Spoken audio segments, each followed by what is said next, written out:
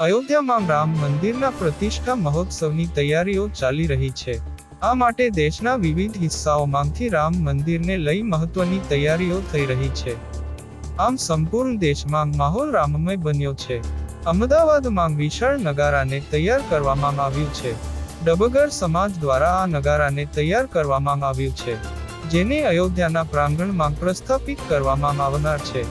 500 કિલોનું વિશાળ નગારું તૈયાર કર્યા બાદ તેને રવાના કરતા અગાઉ પૂજા વિધિ કરવામાં આવી હતી। રાજ્યના મુખ્ય પ્રધાન ભૂપેન્દ્ર પટેલ દ્વારા નગારાની પૂજા કરવામાં આવી હતી।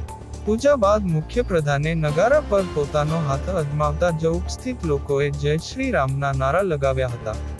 પૂજા બાદ વિશાળ શોભાયાત્રા નગારાની યોજવામાં આવી હતી। તો હાલ માટે બસ આટલું જ। મળીશું નવા વિડીયોમાં નવી અપડેટ સાથે। ત્યાં સુધી અમારી ચેનલને સબસ્ક્રાઇબ કરી વિડીયોને એક લાઇક જરૂર કરી દેજો।